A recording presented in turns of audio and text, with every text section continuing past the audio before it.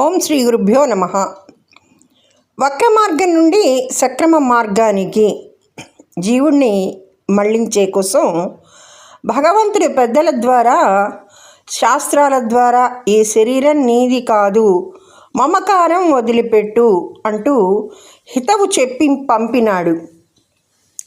వాని విపరీత రోగానికి ఈ మందు పని చెయ్యలేదు. ప్రభువు నోటీసులు జారీ చేయడం ప్రారంభించినాడు. మొదటి నోటీసు తల నెరిసిపోవడం. ఇది భగవంతుని నుండి వచ్చిన తాకీదని తెలిసి పని చక్కబెట్టుకుని ఇల్లు త్వరగా వదిలిపెట్టాలనే సద్బుద్ధి వాడికి లేకపోయింది.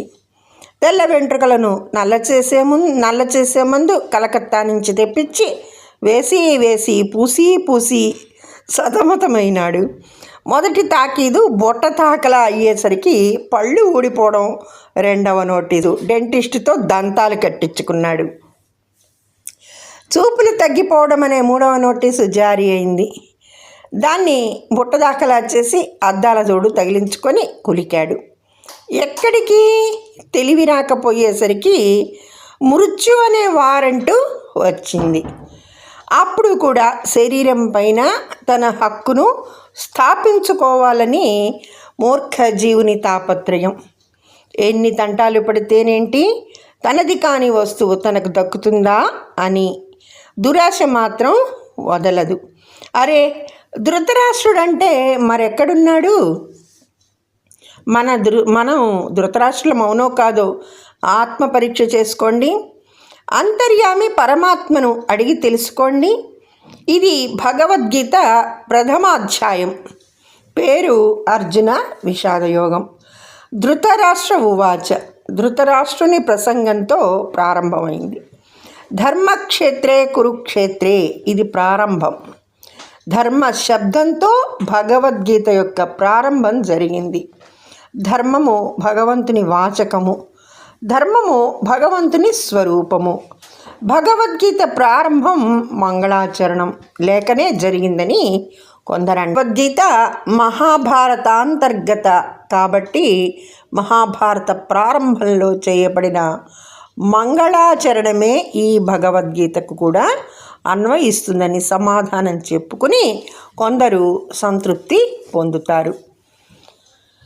అధ వ్యవస్థితాన్ దృష్ట్వా అను మొదటి 20వ శ్లోకం నుంచి అసలు భగవద్గీత ప్రారంభమైందని, అధ అను పదము మంగళవాచకము కాబట్టి మంగళాచరణం జరిగినట్లేనని మరికొందరి మాట.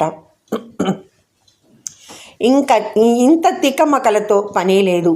ధర్మశబ్దం భగవద్వాచకం కాబట్టే ధర్మక్షేత్రే అని ప్రారంభించబడిన భగవద్గీత మంగళాచరణ పూర్వకంగానే ప్రారంభించబడిందని అంటూ గ్రహిస్తే చాలు. యాత్ర యోగేశ్వర కృష్ణ అని ఉపసంహరింపబడిన భగవద్గీత ఆశీర్వాద రూప మంగళాచరణం ద్వారానే పూర్తి చేయబడింది అని కూడా తెలుసుకోండి. లౌకిక కార్యం కానీగాక, పారలౌకిక కార్యం కానీగాక, పారమార్థిక కార్యం కానీగాక, ఏ కార్యాన్ని ప్రారంభిస్తున్నప్పటికీ కార్యప్రారంభంలో మంగళాచరణం చేయుట భారతీయులకు అనాది నుండి వచ్చిన శిష్టాచార సంప్రదాయ పద్ధతి. తన ఊరు విడిచి పొరుగురికి ప్రయాణమైనప్పుడు యశివో నామరూపాభ్యాం అని కానీ మరే మంగళ శ్లోకం కానీ చెప్పుకునే ముందుకు అడుగు వేస్తున్నాడు. బస్సును తీరా నడపబోతూ డ్రైవరు చక్రంపై చెయ్యి వేసి నమస్కరించి సాగిస్తున్నాడు. టెంకాయతో పనిబడి పెరటిలోని చెట్టు ఎక్కమని నీ నౌకరికి చెప్తే వాడు కూడా నిరక్షర కుక్షి కానీ కాక చెట్టుని తాకి నమస్కరించి ఎక్కడం మనం చూస్తున్నాం. ఈ అలవాటు ఏ స్కూల్లోనో ఏ ట్రైనింగ్లోనో పొందితే వచ్చింది కాదు. ఋషి భూమి అయిన భారతదేశంలో పుట్టిన మనకు సహజంగా వచ్చిన సంస్కారం. ధన్యవాదములు. సర్వే జన సుఖినో భవంతు.